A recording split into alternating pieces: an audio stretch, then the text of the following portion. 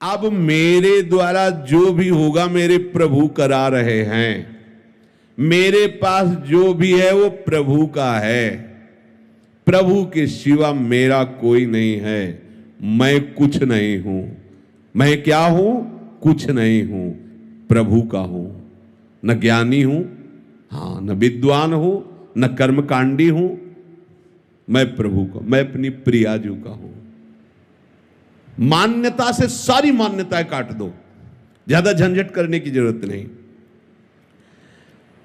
साधन काल में साधक को कुछ अनुभव तो होता नहीं, तो होता है अगर मैं प्रभु का हूं, प्रभु के लिए सब, तो गंदी बातें क्यों हो रही, ये जलन क्यों हो रही, ये अशांति क्यों हो रही, घबराहट क्यों हो रही, भय क्यों हो रहा है? केवल कहने से हो जाएगा मैं प्रभु का हूं, ये सब प्रभु के द्वारा हो रहा है? कह तो रहा हूं, रोज कह रहा हूं, पर बहुत परेशान हूं। स्पष्ट वर्णन कह रहे हैं। अनुभव ना होने पर भी तुम्हारा संसार बंधन कट चुका है। जैसे एक बहुत बड़ा वृक्ष हो, पुराना, और आंधी से जड़ से उखड़ जाए, उखड़ गया है, बड़ी बड़ी जड़ें हैं, पर कुछ छोटी अभी ऐसे नीचे से, पूरा नहीं उखड़ पाया, गिर गया है, अब उसकी सत्ता नहीं रह रही, पर वो थोड़ा थोड़ा नीचे जमीन से आधा ऐसे ऊपर दिखाई दे रहा, नीचे की छोटी जड़ें ऐसे लगी हुई है, उससे वो हरा भरा महीनों दिखाई देगा, तो आपको लगेगा वृक्ष जिंदा। नहीं नहीं, जहां आप उठाओगे खत्म हो गया। ऐसे ही हम कह तो रहे कि प्रभु का सब कुछ है, प्रभु ही सब करते हैं, तो कुछ जड़ें थोड़ी थोड़ी लगी हुई हैं। जैसे आप ये ग्रंथ किसी को दे दें, वो पढ़ रहा है, तो आपको देखते हैं, मैंने इसे दिया था, ये ग्रंथ मैंने दिया था। हम तुमको इसे जमीन में रखने को नहीं दिया, संभाल के केवल पढ़ो, दूसरे को नहीं दे सकते। मैंने दे दिया है, पर अधिकार मेरा है। यही बेवकूफी हमारे को क्लेश दे रही, अशांति दे रही है। प्रियाजू का, प्रियाजू का अधिकार नहीं, इसमें अधिकार मेरा है। समझ लीजिए आप अपने घर प्रियाजू का, संपत्ति प्रियाजू की, मैं प्रियाजू का, सब कुछ प्रियाजू का, पर अधिकार मेरा। अगर प्रियाजू ने ये वस्तु ऐसे इधर से इधर कर दी, तो आपके भजन का, आपके समर्पण का यही फल। मैं चाहता था ये यहां रखी जाए, यहीं रखी जाए, यहीं रखी जाए, तो आप क्या कर रहे हो? प्रियाजू को अपनी सेवा में ले रहे हो, आप प्रियाजू की सेवा में जा रहे हो। अभी आप अपना ही तो अधिकार जमा रहे हो। देख लो, ऐसा ही समर्पण है, ऐसा ही समर्पण है। गुरुजी न कोई माता न पिता, आप। जरा सी कोई बात, वो आप हमारी अनुकूलता के लिए आप थे, प्रतिकूलता के लिए आप नहीं थे। हमने आपको समर्पण इसलिए समर्पण किया, प्रतिकूलता कैसे दे दी? यही हमारी शिकायत प्रियाजू से। क्या समर्पण है? हमें रोग हो गया, हमें कष्ट हो रहा है, हमारा अपमान हो रहा है, हमारी निंदा हो रही है, ऐसा हो वैसा। अब तुम्हारा क्या बचा भाई? वो छोटी छोटी जो जड़ें हैं उनको भी उखाड़ दो। यद्यपि शरणागति से, इस भावना से, मेरा कुछ नहीं, मैं कुछ नहीं कर रहा, प्रियाजू सब करवा रहे, जैसे जो भी वास्तविक नहीं कर रहे आप। ना आप सत कर रहे हो, ना आप असत कर रहे हो, ना अच्छे कर्म कर रहे हो, ना बुरे कर्म कर रहे हो। समझना हमारी बात। आपने अच्छे बुरे कर्मों के आरोप को अपने में मान लिया है, उसी का आपको दंड मिल रहा है। और जिस दिन आप इस कर्ता भाव को श्री जी के चरणों में समर्पित कर देंगे, तो बुरे कर्म होंगे ही नहीं। इसकी पहचान है। जैसे लोग कहते प्रभु की सत्ता के बिना पत्ता नहीं हिलता, तो हमसे जो कुकर्म आचरण हो रहे हैं प्रभु ही करवा रहे हैं। हाँ, उन प्रभु को तुम जान नहीं पा रहे हो कौन करवा रहे हैं। उन प्रभु का हम परिचय बताते हैं, उनका नाम है अहंकार। जिन प्रभु को तुम आरोपित कर रहे हो कि वो कुकर्म आचरण करवा रहे हैं, हाँ ठीक है, उनके बिना सत्ता के पत्ता नहीं हिलता। तो ये जो सत्ता आपने स्वीकार कर रखी, वो श्री कृष्ण की नहीं, वो अहंकार की स्वीकार कर रखी है। मैं ये करता, मैं। आप हटा दो इसको। बुरे कर्म स्वाभाविक उससे नहीं होंगे, स्वाभाविक संकल्प नहीं हो, क्योंकि करता ही नहीं रहा तो होगा कैसे? अब भागवतिक अपने आप होंगे, बिना संकल्प के होंगे और ऐसे महान होंगे कि आपका मंगल, जगत का मंगल स्वाभाविक होगा। जैसे वृक्ष कुछ नहीं करता, लेकिन उसके द्वारा जगत मंगल स्वाभाविक होता रहता है। आने वाले को छाया, फल, फूल, पत्ते, लकड़ी जो चाहे ले ले, उसके द्वारा किसी का अहित नहीं होता। नदियां किसी का अहित नहीं कर रही। ऐसे संत का जो भगवत चरणारविंद में आसक्त है, वो करता नहीं किसी का मंगल, उसे स्वाभाविक मंगल होता है। पुष्प की खुशबू स्वाभाविक प्रकृति में सुगंध फैला देती है, उसको प्रचार प्रसार नहीं करना होता। ये अहंकार, ये करना है, ये नहीं करना है, ये दोनों क्रियाएं ही हैं। करना भी और नहीं करना भी, दोनों क्रियाएं। जो महापुरुष होते हैं वो इन दोनों से अलग होते हैं। जो करना हो करा लेना, जो नहीं करना है वो ना करवाना।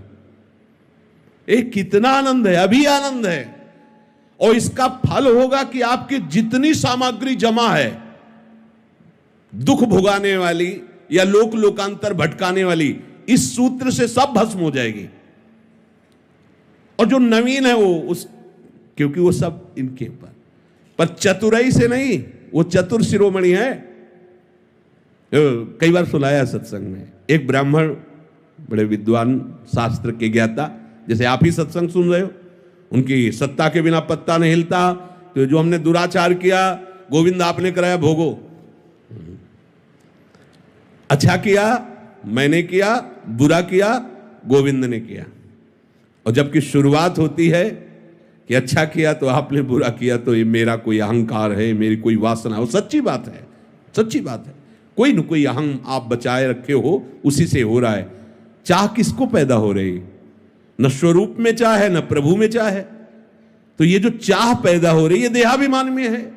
देहाभिमान नहीं होगा तो चाह नाम की वस्तु नहीं होगी।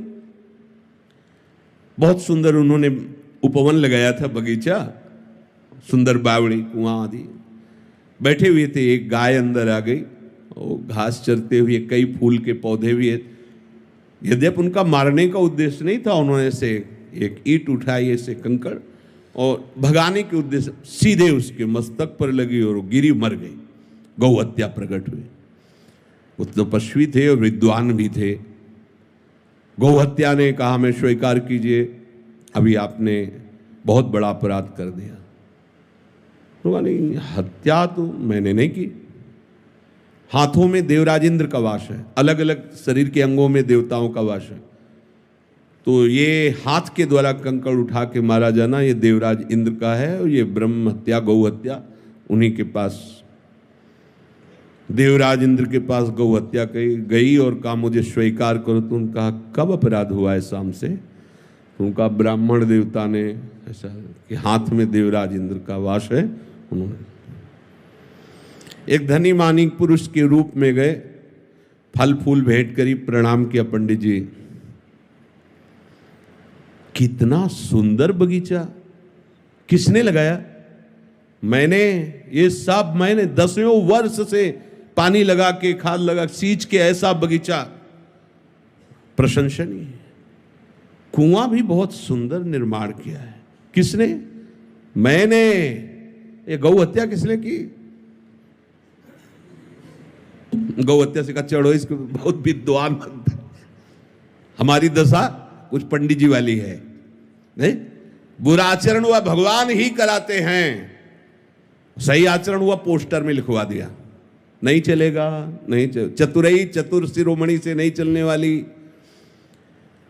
साधन काल में प्रकृतिजन्य गुणों से सर्वथा अतीत हूं, ऐसा अनुभव ना होने पर भी जब साधक ये मान लेता है कि मैं प्रभु का हूं, अब मेरा सारा भार प्रभु के ऊपर है, प्रभु मुझे जैसे चलाना चाहे वैसे चलावें। यद्यपि अभी समर्पण नहीं हुआ, ये समर्पण की भावना बन रही, तो हमारे अंदर जो संकल्प विकल्प है वो बंद नहीं होंगे। ध्यान रखना, हमारे अंदर चाह का जो क्रम है वो बंद नहीं होगा, हमारे अंदर जो संसारिकता वो बंद नहीं हो जाएगी। अच्छे से समझना। पर सही बात आगे लिखा है, सही बात यह है कि ये मान्यता तुम्हें मुक्त करके ही छोड़ेगी। देखो, डरना नहीं है। ये जो प्रवाह चल रहा है, जैसे कई किलोमीटर से धारा आ रही हो और पीछे पानी रोक दिया गया हो तो वहां रोकते ही पानी यहाँ थोड़ी बंद हो जाएगा, थोड़ा समय लगेगा, वो पानी निकलते निकलते फिर खत्म हो जाएगा। ऐसे ही सृष्टि चक्र में कामना वासना का प्रवाह चल रहा है। अब इसको हमने सही मान्यता के द्वारा रोक दिया, प्रवाह को। मैं नहीं करता हूं, ये शरीर, ये मन बुद्धि बहुत सूक्ष्मता से देखो, सब प्रभु के हाथ में है, तुम्हारे हाथ में नहीं।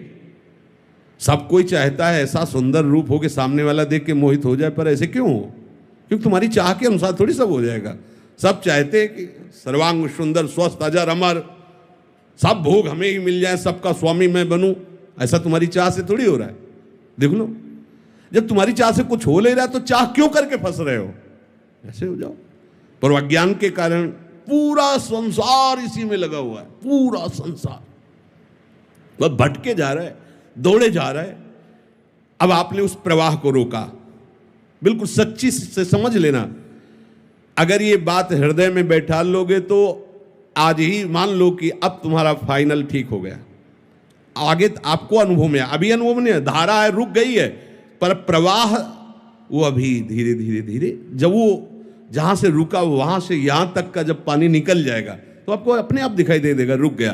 पर वो तत्काल की और एकदम दिखाई दे कि निर्वासनिक हो, ऐसा नहीं है।